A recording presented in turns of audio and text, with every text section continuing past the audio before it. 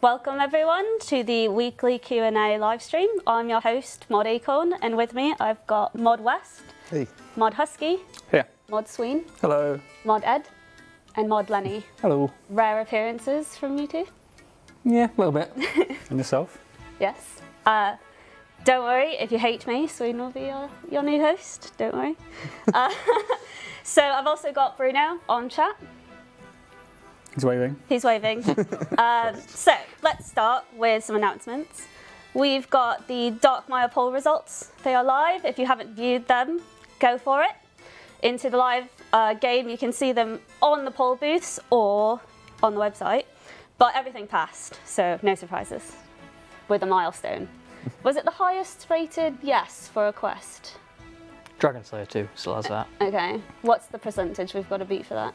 97 or something. 6, I think, something like that. It was high. It's got close. I think this is the closest we've got with a quest since. I think it's also the closest a piece of content has got to matching the quest. Dark Graceful was so close to surpassing the quest itself. Well, Dark Graceful, to be honest, the only reason the quest was voted so high is so they could also vote for Dark Graceful, let's be honest. Definitely. Okay. We also have the Gillinor Gazette. If you haven't seen it, we've posted it on our website. It's a monthly blog that releases what we're doing, whether it's future upcoming projects, which includes Clans and Group Ironman. It also discusses our ideation days, our vision for PvP, and our roadmap. We also heavily feature a new prototype that came out of the ideation day, which is Soul Wars. Ooh. Ooh. Huh? We've got some The energy. Yeah, you're not really excited about it. We've got a few commands that you could use in the chat. If you want to send any questions, hit !questions. And we've also got the Gazette is there as well for !Gazette. Should we dive into some questions? No. Nah. No, we're gonna dive into some questions. Let's start with the Mortonia expansion. We have a new quest, Sins of the Father, and it brings a new flail. But we haven't really said what that flail does or how good it actually is. Can you give us some insight onto what it is, how good it is, and is it only really good against vampires? Yeah, so it's the Evandis Fail +1 basically. Like, I think it's quite good having weapons like that, especially from this kind of content that are only really useful against certain things. So yeah, it's following that same format where it's an alright weapon, but when used against vampires, that's when it becomes really good. So we mentioned kind of briefly in the Darkmire results about Dark Graceful. Over the weekend, we showed a Twitter post of the Dark Graceful.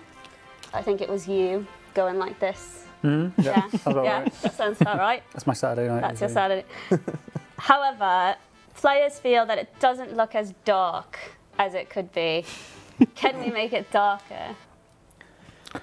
I believe Mod Rai pointed out on Twitter that on standard brightness settings, it is as dark as people were first expecting it to be.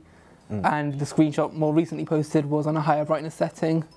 So we can't make it that much darker. We could a little bit, but it would start to look a little bit... So it's as dark as your brightness settings will go. If you turn your monitor off, there you go. Are you basically saying that Sweden is the only person that plays on the highest bright mode setting? I don't believe that's the case. You're killing your eyes. Yeah. I mean, it is just the case. We haven't changed it since we originally showed it, the concepts. It's just that's what we calibrate all the brightness to in the game. Yeah, those are the same models that were shown in the blog, which I think people were comparing it to, and they were saying, oh, you've made it much lighter than the blog. Like, no, it's the same one, so it's just different brightnesses. I think that we have done, we've pulled a gambit, and it looks like the broadcast we sent says weekly Q. We've missed the A's. We're lacking answers again. Well, should we just not give any answers for this live? Keep asking questions, and we'll just be like... Tune in for the answers next week. Tune in for the answers next week. Okay, we'll have some words with Mod JD. Thanks for helping, by the way. We do appreciate the broadcast. At least he tried. Yeah. So we'll go on to the next question. We've introduced the Hallowed Sepulchre, which includes an agility style course, is what the player has said. It's far more than just a course. It's a mini game. It's not just an agility mini game. But can we get some information on some juicy XP rates related to that? Sure. So there's a very good reason why XP rates weren't released in the blog, and it wasn't just because we want it to be like 200k XP an hour and sneak it past a poll. It's nothing like that. It's that we're still working on implementing it, and the difficulty of the minigame itself is going to be really hard to judge until we ourselves start playing it, right? And I feel like the XP rates should match the effort required. Most people are going to compare this to RD and Prif, which are relatively low effort. You can actually get better XP rates from like the Werewolf course and Brimhaven, but nobody does those. Like, I think they're only like 5 to 10k more depending on how click intensive you are. They're just not enjoyable to do. So the question is, if they're not doing those already click intensive things, are they going to do a more click intensive thing that also gives about 75k? So if it was as hard to do as the Inferno, for example, people wouldn't do it unless it was like worth 100k XP an hour. But if it's as hard as the Inferno, we should probably not make it as hard as the Inferno, because that would be a bit ridiculous for a minigame. So that's kind of where we sit on that. We're going to adjust the XP rates after play testing it and sort of figure out, because we don't want it to become dead content where people essentially just do it for the rewards and then, oh, I'll just go back to RD for my 60 odd K XP an hour. So it's just a kind of work in progress, and naturally, if we release it and it's a bit too powerful, we'll probably just nerf it within the next week or so once we see how fast players are actually completing it, because you guys are quite often much better at it than us, considering we work full-time. So, are you suggesting that they do not work full time? Are you suggesting that all they do is play RuneScape all day? I'm suggesting that the people who are going to be really good at the course perhaps either play the game for a living full time or at uni. Let's just kick him off the server now. You're gone. They can test it a lot more rapidly. Let's just move on before we dig Husky into a deeper hole. Take the spade off the thing. We've also recently announced the new Essence Mine. Can you give us some info about the XP rates there?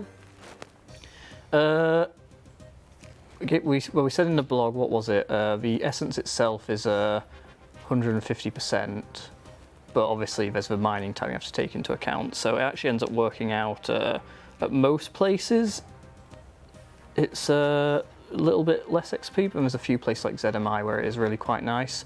Because a thing like that, because you have to gather the essence yourself, it's all about how much you're using per hour. And any activity where you're using fewer per hour but getting more XP, it's going to be more beneficial for, because you have to spend less time gathering it. So ZMI is like the main place it works out quite nicely. It's not going to replace lavas though for the people that Mod Husky was just talking about. Those particular people. Those people. But will it have a better runecrafting pet odds overall? No. No. Easy answer there. So moving on towards some of the other content within Mortonia, we recently released the Nightmare. Did we? Yeah, we did. Did you not? No? Okay. What's that? If you haven't seen her, she's in sleep. But players are asking whether or not we could get the scaling changed to account for the fact that 5-man teams are really hard to find now. No. Find a team, is that your answer? but we are still like looking over the rewards and stuff like the drop table and whatnot, and we're hoping to make more changes there soon. So that could potentially make it easier to find a 5-man team. We've introduced the hard mode, Nightmare. It's temporary for Sonny's challenge. Are we interested, or what are our thoughts on adding a challenge mode, Theatre of Blood, to the Mortonia area? I think we'd all love to. Like, whenever we talk about it, it's like, yeah, we really want to do this, but just making sure we get it right. Like, I hope nobody hates me for saying this, but I don't really think that Chambers of Xeric challenge mode is maybe what we should look to when it comes to that sort of thing. Like, I don't think we quite got it right there. So you want some? Yeah, I agree. I think it's about managing player expectations of what challenge mode actually entails. Is it just stat padding, like, okay, they hit harder and they have more health, or are there bespoke mechanics that players want, or different opportunities of getting different rewards, that kind of stuff? The one thing I do think Chambers did reasonably okay was that it's not just the best way to get the uniques. It doesn't make Chambers obsolete. You kind of do it to get the dust and the pet, and you still have a reasonable chance at the uniques. I think it's just the reason it doesn't work is it's sort of capped off by people basically needing a twisted bow to do it, the way the scaling works. So we can look to address that, but if we do another one. The new Inquisitor's armor has quite a lot of drawbacks. So this player quotes, "They're pretty much used nowhere." What is the intent, and were they designed with a certain niche in mind when they were created? Well, yeah, I mean, you say pretty much nowhere, but that's the whole idea of a niche, right? It's in very specific places. So yeah, that was the aim. We don't want to like usurp every single bit of best in slot armor all in one update. So you want to try and have incomparables in a way. So they're good in some places and not good in other places. I'm just explaining niches here, but yeah, that was the idea. Yeah, I mean, ultimately, any piece of content we come out with in the future that Crush is obviously really good at. The Nightmare is one of them, but who's to say that future PvM content won't? This armor is going to be really good. We didn't want to just say make something that's going to make Bandos obsolete. That's why it has the negative slash and negative stab and the substantially lower defense. It was also kind of thought that obviously the armor is a bit too expensive for this right now to be viable, but if there was enough of the armor game, it became a bit cheaper. It could be used for like a 30 defense PvP bracket, because it is technically better if you're using crush weapons there, like so you can take the mace and the full set. But I saw a lot of content creators make a few of those videos, and they were really interesting. But obviously, the armor prices at the time were very volatile, so yeah, it's certainly not a good idea if you don't have that dispensable GP. How much is the armor sitting at now? I think the helmet's around about 100 mil, and the chest and the skirt are like 300-ish. I don't have the most up-to-date prices, but that's just what I've got in my head, ballpark. Okay.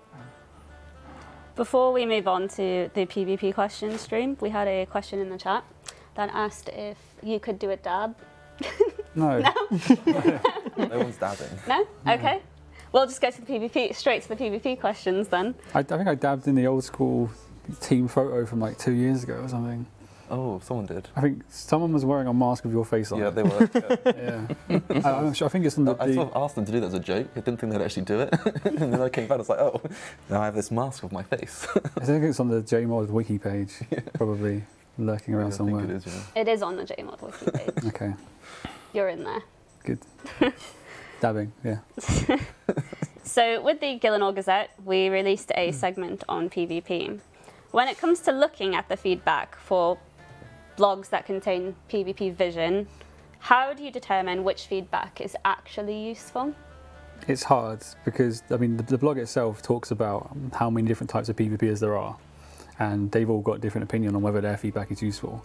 So we need to try to please as many people as we can, despite, and I know so a lot of the feedback we've seen so far is kind of expected, like PvP worlds. Some players don't want those removed. Some players don't want wilderness restricted on certain worlds. We know that we kind of expected that to be the case, but what we're trying to do is get to, and I know I'm kind of like deviating from the question, but getting to like trying to make people think of a big piece of vision of where PvP could be at some point. It's hard to kind of define what's useful because typically we need to look at the experts. For PvP Worlds, for example, we've now got a list of all accounts that have accessed PvP Worlds since end of January. So that's probably a really good place to start when we want to dig deep into feedback from those players about PvP Worlds, why they value them, why they don't want them to be removed, why they want them kept, that kind of thing. So are you open to keeping them should feedback say that the players do want us to keep the PvP Worlds? Yeah. Perfect. Can we get an update on Bounty Hunter? Where are we at with that? When can we expect it? And anything about Bounty Hunter? Is it coming back? Yeah, so in the Gazette itself, there's a section in the what stage is it? Is it growth or? One of the sections of the PvP Vision article talks about Bounty Hunter, and we're aiming to restore some form of Bounty Hunter at the end of the month or / early April. Perfect.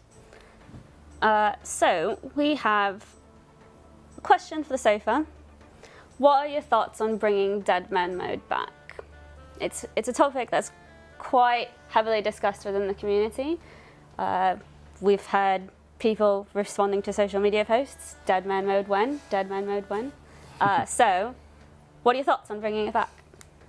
I think a lot of the team are like definitely for bringing it back so long as we can dedicate the right amount of time to it. I think everyone can agree that towards the end of Deadman's life, it wasn't getting sort of the development time and attention that it deserved, and it really kind of shown in the last couple of tournaments that went on.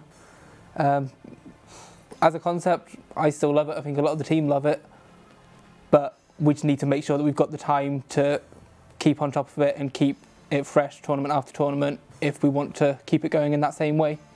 Yeah, we were definitely going way too fast. Like, the second one ended, we were starting another. There was no time to iterate or improve on it, and underlying bugs were just sort of pushed under the carpet so that we could focus on other things, and that's how we ended up killing everyone multiple times. But yeah, I love Deadman. I love working on it. It was like one of the most fun projects to work on, but if we were to bring it back, I would definitely want the opportunity to just rip pretty much the entire thing out and redevelop it from scratch. Make it better than just bringing something that may have not been perfect. Yeah, and not just like fixing all those issues, but then building on that with, like, I think so many of the things we ended up using in leagues, like tasks and maybe even relics possibly. Like, I think the tasks definitely, there's something that could be like really awesome to add to Deadman. Stuff like seasonal rewards, like the fact that you can actually, with what we did, with the engine work we got for leagues, like the idea of having your progress lead to a reward in either, say, a main game or perhaps even World 45 if we want to link up seasonal and tournaments with Permanent Deadman. I'd love to see Deadman come back. In terms of needing the right amount of dev time, I think Twisted League is a really good example of how the kind of new look old school leadership team really empowering the dev team and listening to them and asking, how much time do you need? Okay, take all the time you need to make it right, rather than kind of rushing us to like a 3 month cadence where we kind of went into it knowing that it's not going to be great. And it's really important. I think it benefits both us and the players when you have this break in between the seasons. I mean, looking at, say, that like Twisted League, we have had the time to say, look back, what are the things that were good, what are the things that were bad, what improvements would we make? And I think with Deadman, it just didn't have that time in between. People kept asking for the new season to be fresh and the new season to do it, but when you don't have time to sit back and look at what was good and what was bad, you don't even have the time to make those changes, you know? So I think that it was something I think we said with leagues was, if you do it, you need enough time for people to miss it before you put it out again, if you know what I mean. Mm-hmm. And obviously the community's been asking for it. It really shows that while people might not have been as interested towards the end of the last few seasons, they're definitely really interested now because they say they're missing it. I'd love, I think the dream scenario for me would be alternate between leagues and Deadman. So you've got like your non-PvP, cool task, relic-based content, really out there stuff. And then you've got the same seasonal approach, but PvP focus. Yeah. Just to add to it, I'd say like the final section of Deadman was getting really strong towards the end. Like the sort of 1v1s, while it did take a long time, I found those super interesting to watch, and it just sort of brought out the actual skill of the players rather than sort of team-based cluster of barrages and gins that was the previous final. And the 1v1's a really good example of like when we did actually get time to add new things, just like what we could do, like that and the. I mean, I'm biased because I developed them, but the spectator tools as well. Like, I loved those. They were like one of my favourite things to develop. Like even like cool. Where we are now, like 2.5 years later, I'm still like they were probably like one of my favourite things to have created. I'd love to go back and like do even more with them. We've got the HUDs up on the screen when we're doing the presenting the final. It was just so much better that you could probably see what they were doing. You could see their inventories. It just made the whole thing a lot much better. So yeah, TLDR, yes, but we need to fix it. Okay, answers perfect. I mean, I personally loved behind the scenes work, doing the social, for it sitting in a room, or whether it was upstairs in ESL or like behind the sofas, just like quickly tweeting. Oh, that's these guys obviously never saw that. So, like, sat in that tiny room, because I was always the one controlling the entire thing. Like, and if I press one button wrong, like the entire thing would break. I mean, not that I needed any help breaking it anyway. Like it broke on its own, but. Oh, so it was you that broke it the last. I promise it wasn't. It did it itself. I remember on one of the last tournaments I was actually at the venue at ESL for. And I walked into the production room that Ed's talking about, and the entire ESL studio crew were just halfway through some kind of dance routine, and I had no idea what was going on, but it just like lifted up the mood for the rest of the night. So on the topic of Deadman mode, we have Permanent World 45 Deadman.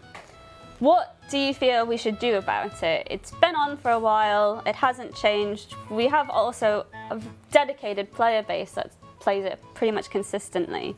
So what do you think we should do with World 45? We've heard reset before.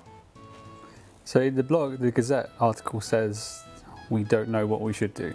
I think we've all got our own opinions on it, but we don't know what the right course of action to take is. Personal opinion, I guess if we go around the sofa and say what we'd like to do with it. Dedicated player base for sure, but it's a very small player base. And the thing is, because they've been playing this permanent server for so long, their accounts are at a great stage. It's because it's like always on PvP as well. New players onboarding that server, they're going to get killed and they're going to leave. They're not going to come back. I'd quite like to. I think my ideal scenario would be reset the server, like a full wipe of it.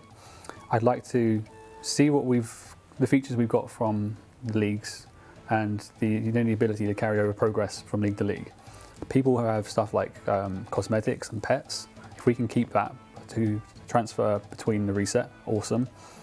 And then I think I'd like to reset it quite regularly, because what's to say that once we reset it, it's not the same thing's not going to happen again. So if we reset it at a regular basis, perhaps like every 6 months, and I think we had a chat before the stream started, like what's a really good cadence?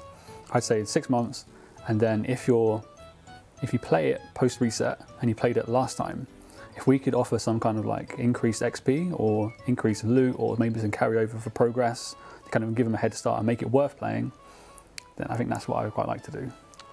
What if we, and I know this would probably require more engine stuff to do this transfer properly, but you know, like We said the word. I know, you know, like how things like Diablo do their seasons, right? Where all your seasonal transfer just gets like added to whatever your Deadman save. What if we kept the world open, but that just happened? Any loot you had from Deadman, any XP you had, just add it to your rank, add it to whatever. Obviously, there's a lot more stuff we'd have to consider, like do they have bank space and the technical limitations, but that could be something, and it means that people might not be as far behind in World 45 over time, especially if the XP is slightly multiplied a bit further in the actual seasonal. People could end up with a relatively good account after playing for one seasonal, then hop in and not suffer all the new player problems. That's just a suggestion, but It's definitely something that we're looking into. We're not going to just put 45 on the back burner. It's in the front of our minds. Well, we need to make a decision, and I think the community deserves a decision. And it could be, it's probably not the ideal one, we're leaving it as it is, and it's just going to carry on, and we're not going to touch it. Or it could be something else, but we need to find out what that something else should be, and then. What about World 46? That comes up quite often. But then, like I said, what's to prevent the same thing happening in World 46 that it does to 45 in a year's time? 47? Just waiting till we get to World 69 after enough Deadman worlds. So let's discuss LMS. We polled adding imbues to LMS, but it failed. Do you think we should re-poll those as long as we specify that you can still get imbues elsewhere, similar to Nightmare Zone? I would like to. I think that poll kind of came hot on the heels of the warding poll as well.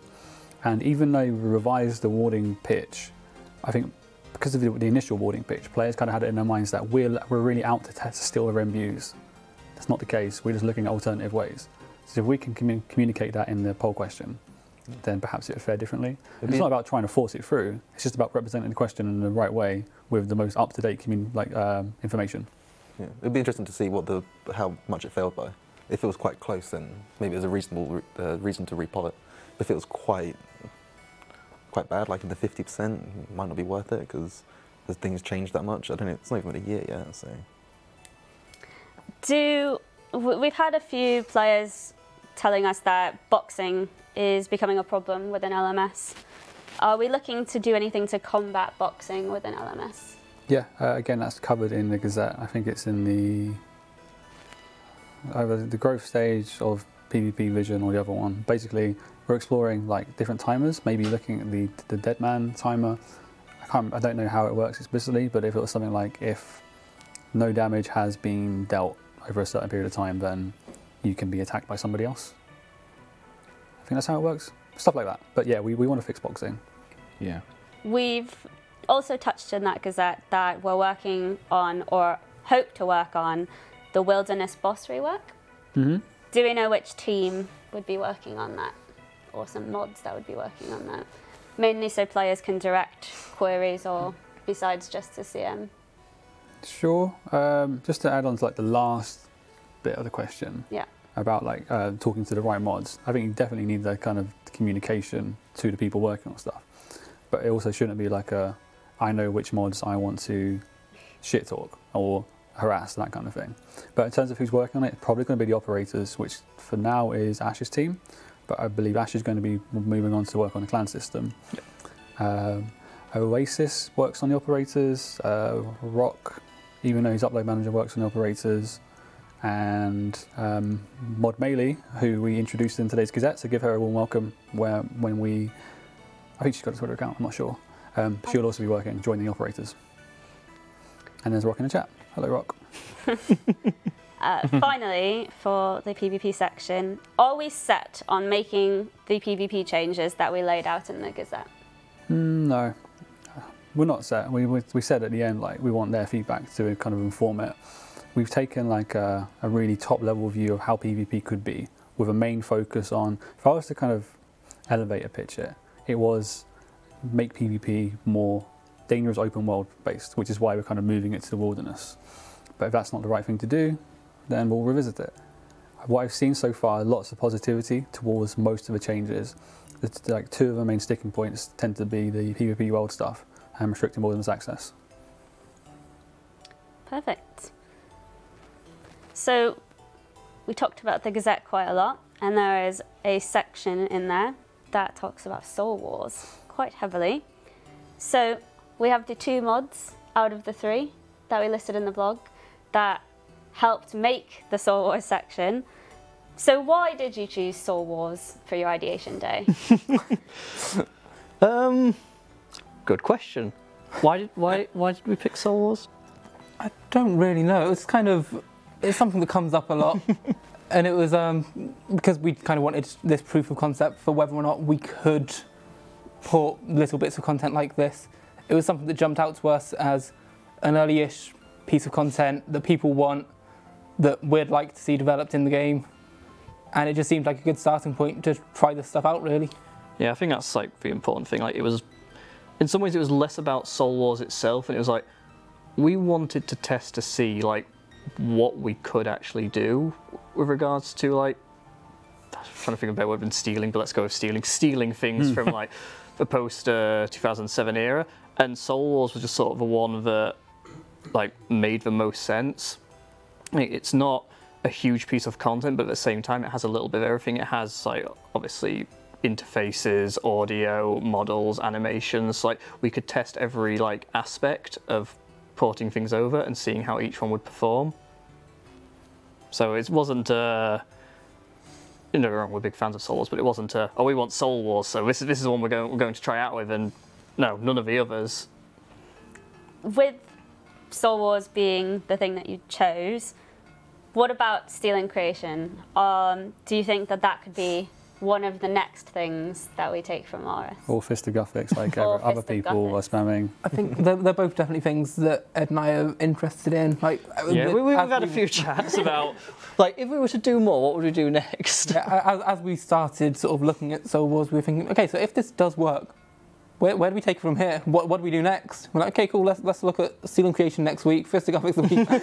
It's not quite going to be that quick fire. It's not that simple and easy a process. Yeah, I think one of the things we like said in the Gazette is that like, this was an experiment, and we sort of like ended that section with a question of like, what do you guys want us to do next? Like, should we throw all of this in the bin and like not touch that content because this is old school, not 2011 scape, and we shouldn't be doing that stuff? That's maybe like a valid answer from all of this. Like, we weren't doing it to say we definitely want to put this in game. It was an experiment, it was a test. But on the flip side, like, yeah, maybe this is a direction we want to go in, and maybe we do want to take some other things. Like, obviously people are mentioning Dungeoneering next. That guy's mentioning EOC, maybe not that one, but yeah, like, there is potential of things. Like, for me personally, I would never want to go too far that way. Like, I think it's important to have a nice balance. Like, when I look at old school, we take a lot of inspiration from RuneScape 3, But sometimes we also like offer brand new unique things. Like if you look at what we've got planned for this year, you've got Darkmire, which exists in RuneScape 3, and while there's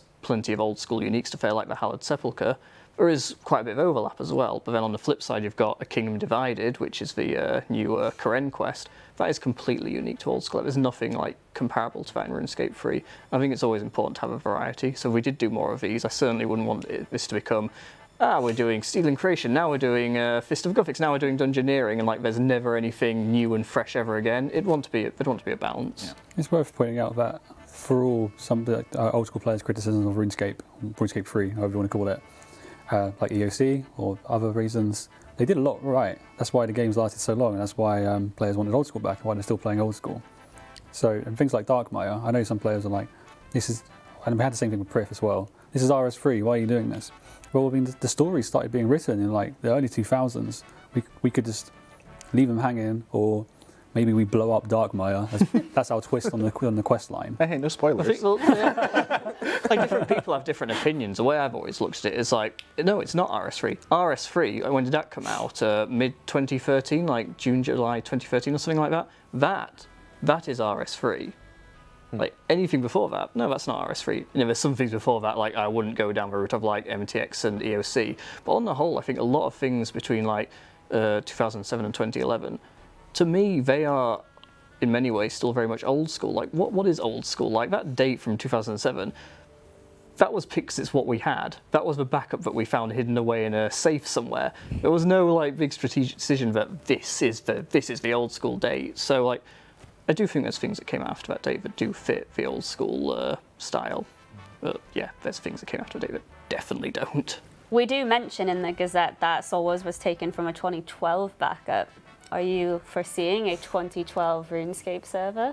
No. So this is like heavy, like worth pointing out here that was a content backup. So there is no client there, no engine. That is not something that we could ship to people. And to be honest, like even if we wanted to, like 2012, this is what we're talking like mid 2012 as well.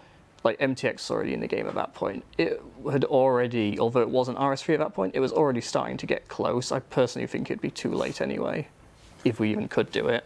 It's not just like the sort of player-facing things that we need to be able to release, like the client and the engine as well. Things that Ed and I ran into, even the tools are incompatible to some extent. There's parts of the tools that we could not get working when trying to access this backup. The files are all there, but it's not easy to access some of them. And while they were taken from a 2012 backup, so Soul Wars was developed 2008, 2009? 2009, I think. Yeah, so, I mean, it's still from 2009. I didn't change it much, or at all, really, in those years, so it's worth noting.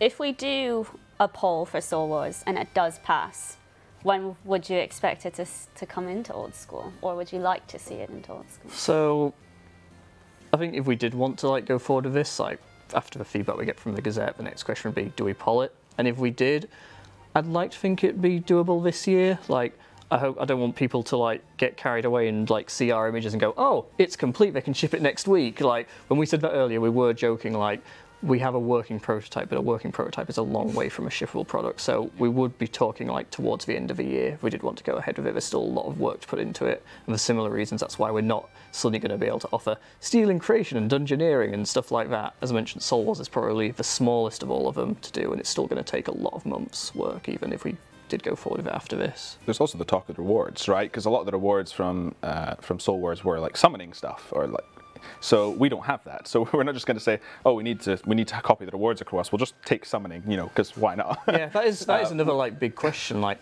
how much do we keep it the same? Like, nostalgia is hugely important to old school, and if we were to ship Soul Wars into it, we would want to keep that nostalgia. But some things we probably would need to change. Like, yeah, we're not going to be able to ship summoning related rewards. Like when we put the interface over right now, I think it's still there. There's like, you can select charms on it, and obviously they don't do anything because we don't have charms in old school. Like, we probably need to replace those rewards with something else. And then similarly, the XP rewards, like XP rewards from minigames aren't necessarily a bad thing. Like Pest Control has done it just fine, but from Soul Wars they were maybe a little bit too easy to get XP, especially for certain account builds.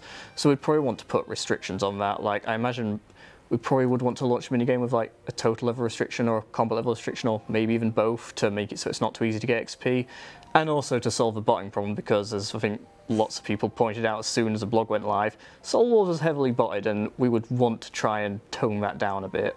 So there are those questions as well, like what would we need to change, and like how far would we need to go with that? Are there any unique rewards you'd consider to add to Soul Wars in the future?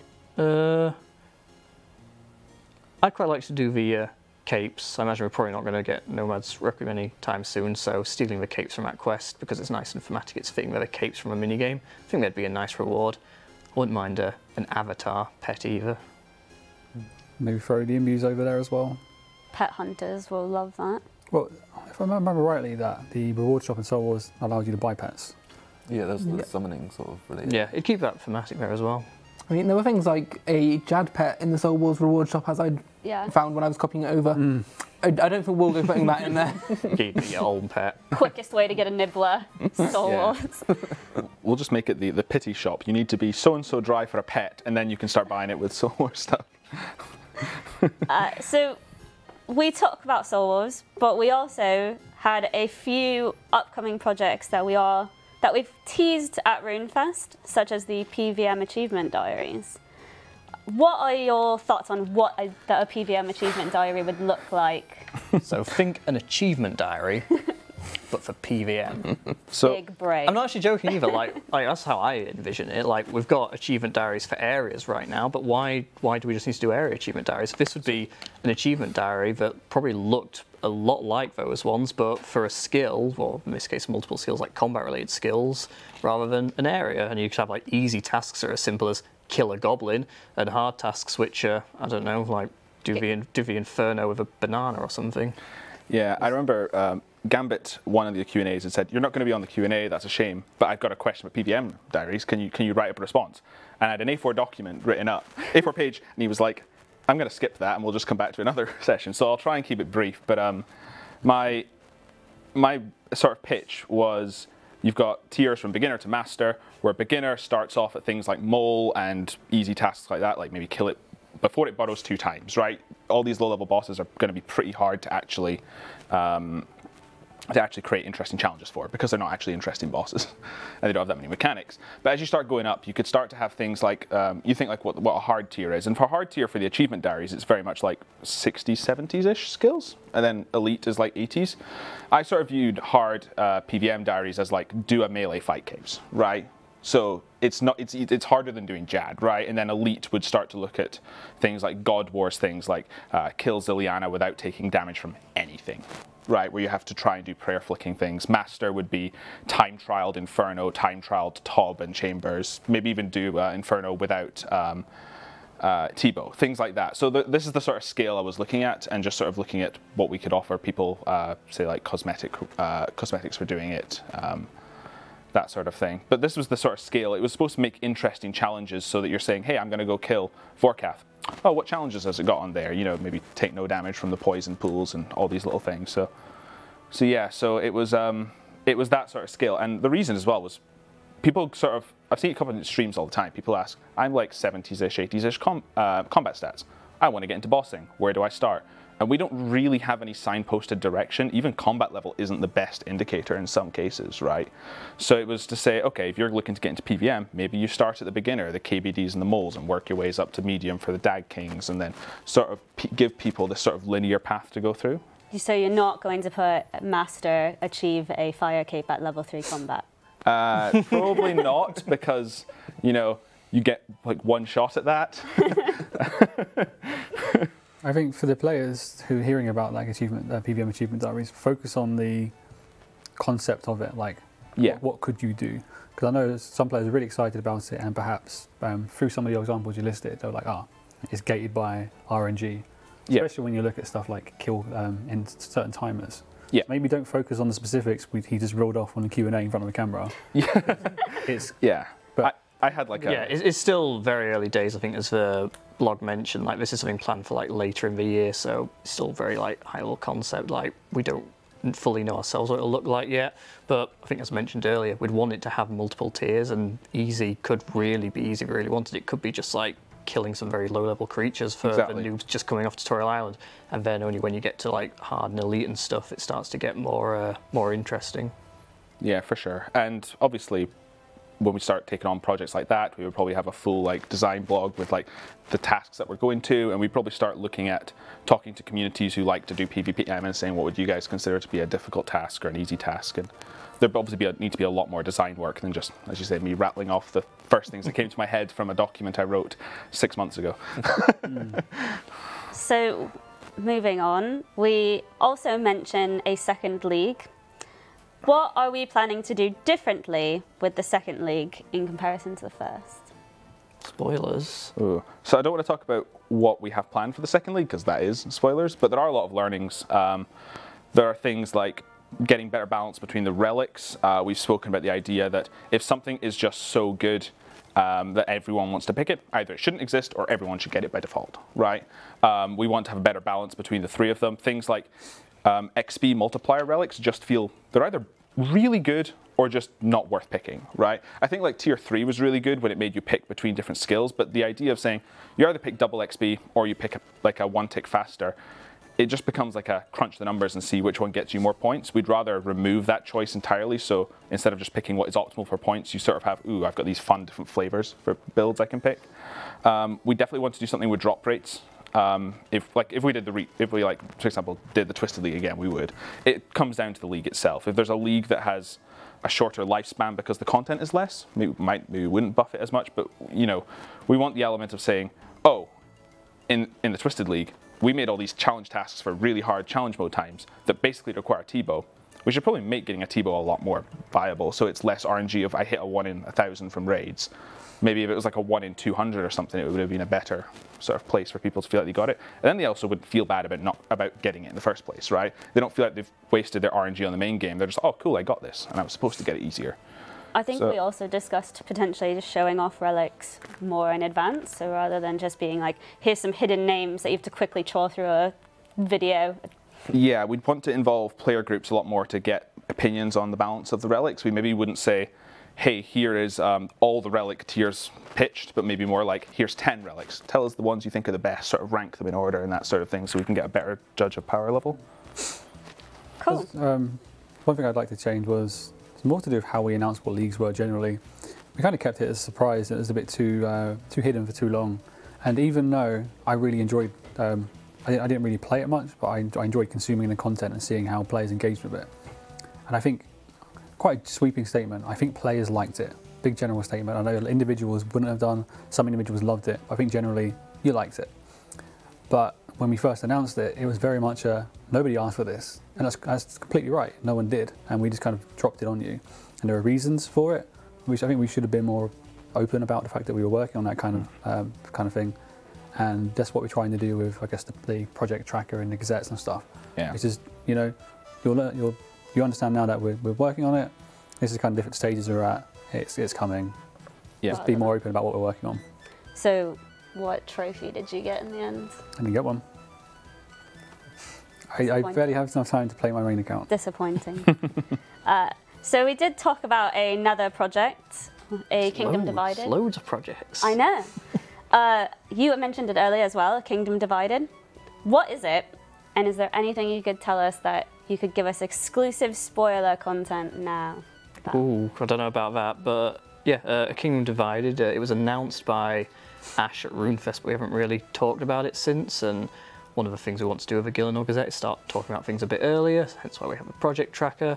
It's planned for quite late in the year. It's like one of the last projects down for this year, so not going to see it for a while yet, but it is the next quest in the Karen series, and it's hopefully going to come with some new spells, the Arceus spellbook, and maybe, and this is not a promise, they'll take it as a promise because they never listen, Quick, highlight this. It's not a promise. What are you promising, Ed? I'm not promising anything. What are you promising? What's definitely coming into the game? All right, you know what? No, this is not. It might. Oh, come on. It might come with more remapping. Ooh, nice. If we can. Yeah. Is that likely to include the map you showed? Was it 2 Q&As ago? Yeah, the Shazian one. Yeah. And I've also got a design for Lovicane and Arceus in the works as well. Awesome. And some players have made No, too many promises. and the players have made a really good physical release redesign, which I'll probably look to borrow. We're giving us more work as the stream progresses. But yeah, like while it's mainly the quest, we want to use it as another opportunity to focus on like a couple of things we can improve in Koren. I think we're getting there now, but we know there's still more remapping to do, and yeah, the spellbook needs a bit of work, and this is a perfect opportunity to hopefully deliver a bit more on that. But I imagine this still won't be the end of things in Koren. Well, it won't be for the storyline. I can definitely confirm this is not the finale of the quest series by any means. This is, to be honest, this is a bit where it's only really getting started. Like, you've got the 5 individual house quests. This is the one that sort of brings them all together and like really actually probably gets the story going. So there's still plenty more to come after this story-wise, but just content in general as well for Koren. There's still a lot more, I think. Is it like the Regicide or Morning's End in the Elf series? Like, we're getting there, but not quite. Yeah, so I'd say Regicide's probably a good comparison. It's like Regicide is like, I guess, the turning point in that storyline. Like, initially, like, you've got the play, you've got Underground Pass, but you've never seen an elf. Regicide's where you finally meet the elves and finally start to understand why all of this is actually going on, but you're still nowhere near the end. I like to think, yeah, this is probably like similar. You've got all these like standalone events in all 5 quests. How do they all tie into each other? This is the one that starts to show how they all tie into each other and like where it's going from here. And it's just like sort of setting up the story with the 5 quests we've got right now. It's a little bit about each of the houses. They're going to be the main players in the story going forward. So yeah, looking forward to seeing We've how that introduced goes. the main players. Now let's have some fun with them. Maybe kill a few of them. Oh, God. So let's move on to some of the questions that are in the miscellaneous category, so not about the Gazette. We have a question here. We know coronavirus is is a heavy topic within the world. How is that going to affect Jagex? And is it going to affect Jagex? I mean, first thing, I imagine that we'll start sitting much further away from each other on these Q&As, so like don't be surprised if yeah, exactly. What I was suggesting is you guys all go to one end, we'll come to this end, and then only half the couch can get infected, you know? But on a serious note, yeah, it is possible it could impact Jagex, and inevitably that would impact our release schedule. But we would endeavour to do everything we can to at the very least keep the game online. But yeah, it is possible some things would have to get shifted back in release date, like maybe we wouldn't quite be able to deliver Dark Matters as we wanted, and that might mean that some things might not come out this year. But no one knows at this point. Yeah. There are steps that the company are taking kind of well in advance in case anything more does arise from it and actually sort of come to having an impact on the studio, sort of looking at whether we can have some people working from home rather than in the office, whether if people do have to work from home, like how well equipped are they to do so, what more equipment do they need, and trying to do things like that to make sure that we can keep functioning as a studio so long as things sort of progress and develop. It's not just Jagex, it's also player visits. So we have play tests and player visits. We want to make sure that we keep like not only the health and importance of our staff, but also players as well, and we keep that as a priority. Mm-hmm. So there's a chance that we could have to hold off on some of those player visits and play tests. Yeah, we will update them as well. So next month, just for context, we had 2 planned visits. One for the like Hallowed, Sepulchre and Darkmire playtest, the clan leader visit and stuff too. Current way of thinking, you know, they're going ahead, but that could change pending not just Jagex guidelines, but also like government guidelines and travel and that kind of thing. Yeah. Industry-wise, like they cancelled GDC, they cancelled E3. Another studio today, Paradox, they announced that studio's closed, everyone's working remotely. So, I mean, Lenny... They delayed the Bond film, and I'm so upset because it's like the only notable film coming out like next month. Well, it was because of they didn't want to affect ticket sales. Yeah. But a movie came out last weekend, and it was no one bothered to like heed public health advice, and they all went to the cinema anyway. But Lenny, you spoke earlier, like our priority will be keeping the game online. We'll make sure that happens, but that could be it's online, but without content updates. Worst case scenario, I guess be prepared for that. Yeah. We're kind of preparing for that. Hopefully it won't get to that though. Yeah, we're hoping, yeah, we should be able to keep the game online, because if everyone else does get quarantined, we know there'll be nothing worse than getting quarantined, stuck in your home and not even being able to play RuneScape. Yeah. Like, so we definitely want to deliver that. But yeah, it's more like a question of like, would we still be able to deliver some of the bigger updates? They might need to get moved back a bit. Step up on your plague hats and face masks and Just papyrus. sip an antidote plus. Yeah. Fine. Yeah.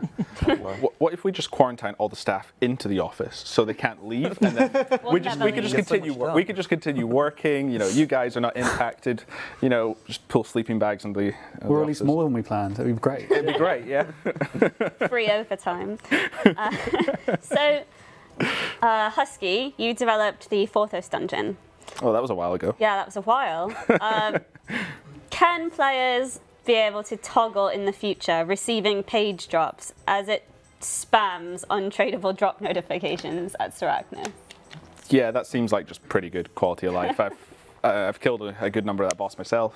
It is annoying. We could probably put it on Legosia, the person who you hand them into, and just say, hey, by the way, I don't care for your pages. I'm not going to look for them anymore, and then you'll just stop getting them. Due to the magics of the universe, all the creatures just decide to stop dropping them. Yeah, you know, but only once you've completed the quest.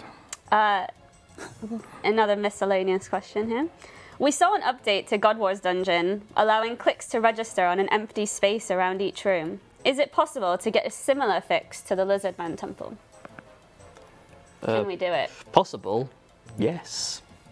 When we have time for it, I don't know, but I don't even know it's possible. I don't even know what you need to do for that, but I'm not a mapping expert. Yeah, I don't know either. I think we have one here. Oh, never mind. I guess we'd have to look at what was done for God Wars. I mean, correct me if I'm wrong, isn't it just we need there to be something to click on rather than just a void of absolutely nothing? I think even some like overlay, they're all going, what's an overlay? Actually, no, you can find out what an overlay is. Read the Gillinor Gazette where we talk about souls. We mention overlays in there. I think even just wrapping some of that down might do it. Because I know we actually had we had it with the Inferno as well. We had to change that soon after launch. It's a strange map because a lot of it is visible load as well, which I'm not going to explain what that means. Yeah, that one we didn't explain the blog. That one's a mystery even to us. Yeah, maybe there's just some overlay that could be mapped down. Yeah, it's worth looking into. Given our one artist here on the sofa, we had an animation recently for fletching animation. Oh yeah, well. Can we add a cleaning herbs? Oh yeah, I'd like to do that. So, like any sort of animation. Did you say that? Herbs. Herbs. This is Yeah. the American. You missed a letter there. There's a H. Herbs. Yeah. Actually, no, I've changed my mind. Keep calling it herbs.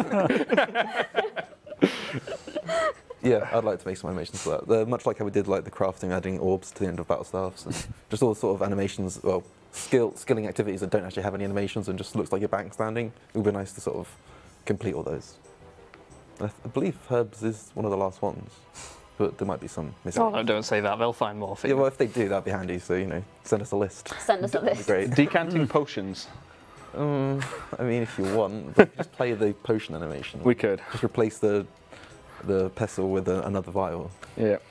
It's annoying because I purposely tried to change up some of the way that the questions are worded to not say words that I know that I say differently than everyone else. Like the agility pet, I do not say that word very well. Yeah. So, but anyways, are there any plans to add superiors for Slayer monsters such as drakes, worms, and hydras? Ooh. That would be cool. They would look quite cool though, so it'd be a challenge to make them look even cooler. But yeah, I reckon that'd be cool. That was talked about recently. I think there are people on the team who'd like to do that, and it would just shake up those tasks a little bit. Yeah, I think there's also a few other superiors that could be that missed out on the update back when Ghost did them initially. Can't think of which ones specifically, but I think there's a few of them that could look a bit nicer. And it was Turoth as well. I mean, Oh, technically Turoth, a superior Turoth is a Kurask, but Well, Oh, you're missing the important ones. We are missing out a superior brine rat. Oh no. technically that'd be cool. superior skeletal wyverns, they're technically a Slayer creature. Yeah. Well, they do have a slightly superior version. Well, the white. Vorkath? Well, He's a dragon. He's a skeletal dragon. Or a zombie dragon. Front legs, dragon. No front legs, no dragon. Ask the lore guy. He will give you the There's specifics on that. a big wyvern dragon. I mean, technically he only has one front leg, but that's because the other fell off. He did have it before. Chat makes a good point. You know, gargoyles also have a superior. They have a boss. Yeah, double superior. Yeah. We're going to add more bosses to the game than we already You have. get a boss, you get a boss. Everyone gets a boss. Can't wait for the Turoth boss, you know. I mean, we're taking the piss out of the Turoth, but it's like part of the Slayer cape animation. We should probably show it some love. Yeah. It feels like it's important that. You're going to show the Turoth some love.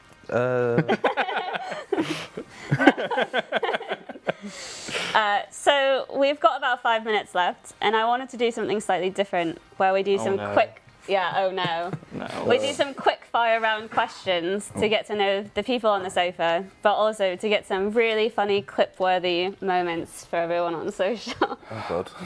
You could tell this section was made by a CM. Yeah, you could tell this was made by a CM. So I'm going to go around the sofa. Everyone has to answer the same question, and we have to try to get as many answers as possible. Oh no. And as many questions as possible before the stream ends. Anarchy. No pressure.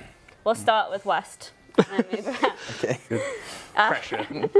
So what project are you currently working on? I'm currently working on the Sepulchre. Same. Sepulchre. Well, you know, we kind of touch all of them. All of them. That's cheating. The Sins of a Father quest for Darkmire. Tutorial and early game improvements. How many old school RuneScape accounts do you have? 2. 3. 2. Oh, Just one. I suppose 3. But... Whoa, whoa. Lenny's turn. 2 that I ever play, God knows how many from back in the day. I was going to say, I have. I mean, including ones from back in the day, like 100, but only one I actually use. I got 2 main old school ones, but I did try and make a PvP at one point, and then just gave up because I'm terrible. You shouldn't say that. Well, I'm terrible. That you're terrible at PvP. You could at least try. You know? I mean, I did. That's what I was. If you could add anything into the game right now, what would it be? Oh. No pressure. I would finish off the reworks for current. PvM Achievement Diaries. Right now, I'd want to release the clan system right now with really cool kind of clan versus clan features, like an in-game automated ladder rather than relying on like community ladders. It's a quest, and it involves sand, and I'm not going to tell you anymore because I don't want to spoil it, but I already know what it is. I have a hand in the sand too. My favourite. Let's go with Soul Wars, let's do it. Bring it. Do you own any pets in the game? If so, how many? Oh, I've got 2, I think. I got Skirtos and I got a beaver on leagues, and then I got like a couple of herons. Imagine having so many pets you can't remember how many you've got. Yeah, just lose track of It's a hard life. And a pet rock, obviously. And a couple of cats. I mean, if Rye was on the sofa, it would have just been 1, but It's unfortunate. I have 9. 9. Oh, God, 0. But I think I'm over rate on Vorkath and Zora. Do you have a cat? Like a in-game cat? Not. I know you have one in real life. I think so. Maybe that I need to counts. check my bank. Kind of. I might have sold it for some death runes. Just a rock and the cat. I think I've got And a fishbowl. got a cat, a rock, and can't forget the clockwork cat. Oh. What do you think is the memeiest item drop you could get in Old School? The- Memeiest. Like, it's a meme drop. I don't know, is it? Like a terrible drop. I don't know. That's a strange question. I suppose anything I don't want. I suppose if I got a duplicate, that'd be kind of annoying, but... I think at this point the rune sword from God Wars, people get really upset over that for no reason. But Okay, the year is 2005. You're killing Calfight Queen. It takes like 2 or 3 of you in Verax, and you have to kind of restock after every trip because it's so hard to do. And then you see something on the floor. It's not a Dragon Chain body, it's a red D high top. Oh. That one sticks out to me. That is quite... I do like it when Vorkath delivers the loot and gives you not 1 but 2 Raft Talismans. I'm quite a fan of just the acne potion from the Gauntlets chest. Oh, but yeah, actually, no, I've changed the cabbage from Theatre of Blood. Change your mind. Just because of that first day when Boaty got it. Oh, that was great. If your tube account had 1 JMod power, what would you choose and why? I'll just teleport anywhere. Yeah, just mod telly. that's the easiest answer. I find myself accidentally trying to do it on my main account. I'm like, oh, I can't do that anymore. Teleporting. Yeah. You choose that as You well. have no power here. Probably Telly or Rotten Potato and then have all the powers. Do you not like the idea that you could just open your bank anywhere? Does that... Well, If you can potato. teleport anywhere, you can just Oh, teleport that's to your true. bank. What about just adding NPCs anywhere? Cause mayhem. Go ahead, Lenny. Give. Just give yourself... Go on, whatever. bank. Yeah, all that. Okay. When I say Tebow, Oh no. what is the first word that comes to your mind? Farming Guild. Yeah, That's 2 words, but yeah, farming guild. Whatever. He's taken it. West.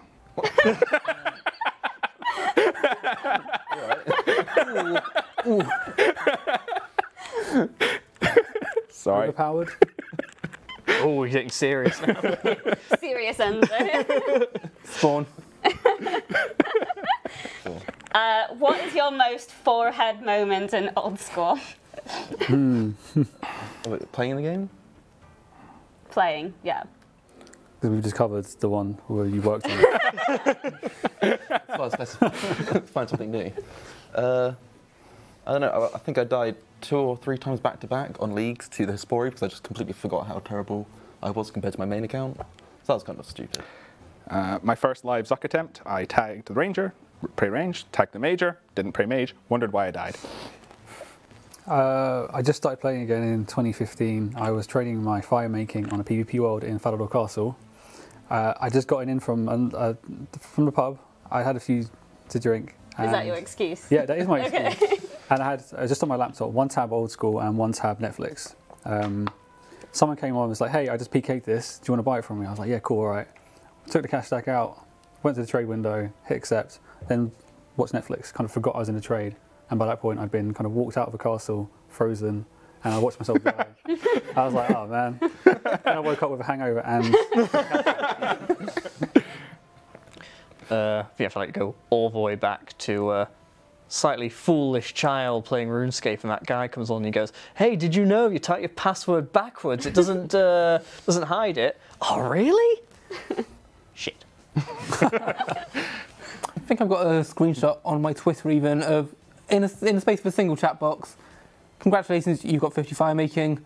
You take a ship and sail to Korend. Oh dear, you are dead. You have fallen as a hardcore Iron Man." That was pretty rough. Good job. Proud of you. Oh. So we've got one last question.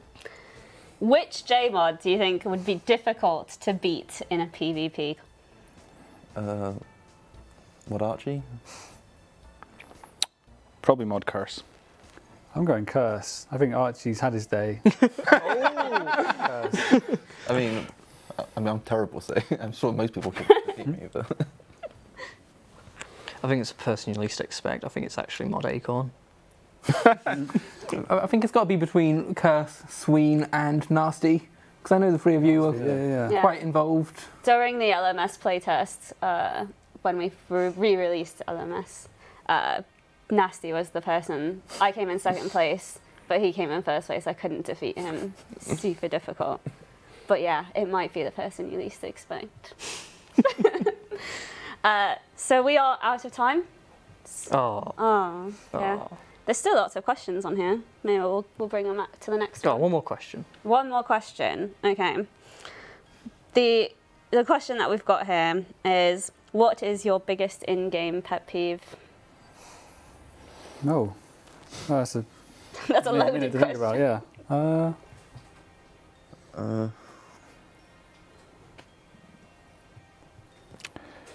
My mind's gone No blank. one knows. This is When you- why we when- didn't when you ask the question. It's When you after say 6 pet o'clock. peeve, do you mean like something I'd remove, or? Maybe something you'd remove, something Oh, you hate about there's it. too many. I hate everything. I'm a really hateful person. I'd delete Nightmare Zone first, probably, though.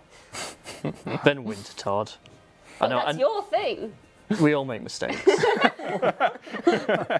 then the blowpipe, then the twisted bow. What else would I delete? I'd delete everything. I'd delete so There's much. a I would reason. nerf everything into the ground. Would you delete the players though?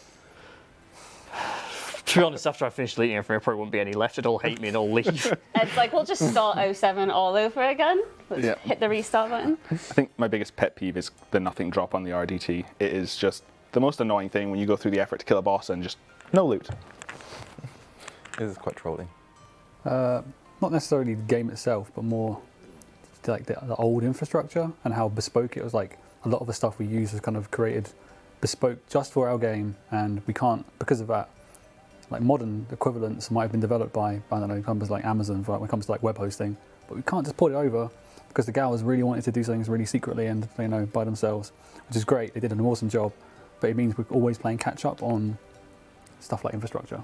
Mm-hmm. I think just getting wherever you're going on a Slayer task, something like that, and having forgotten one item that you need. So you just delete Slayer. I didn't say I Can't forget an item if you don't need to kill the But it's a monster. pet peeve. It's a pet peeve. More times than I like to admit, I'll go to kill the gargoyles, and I'll just turn auto retaliate on, and I'll wait, and I'll look back at my screen. There's a gargoyle sitting with like just 1 hit point, and I haven't killed any yet, and I'm like, rock hammer. So that's it. We'll go back to the announcements just so that anyone who missed them before. Darkmire poll results, the poll's closed. You can check them on the website or in the game poll booth. They all passed, so no surprises. We also have the March Gazette that was launched today. You can do the command !Gazette. I can't really because it's linked to the February one. We didn't update that beforehand. Oh, I thought But- JD fixed it. We asked him to. On the Old School website, it's the very, very top post, so oldschool.runescape.com, and it's the March Gazette, and it's all over our social channels as well. Perfect. And hopefully we'll see you back next week. Before we end, sorry, I saw just a couple people at the end talking about how we kind of ruined the Q&A by having fun. I really enjoyed Oh that. no, not fun. No, the last 5 minutes of fun. It's also not just like the last 5 minutes of Q&A, it's pretty much like the last 5 minutes of our working day.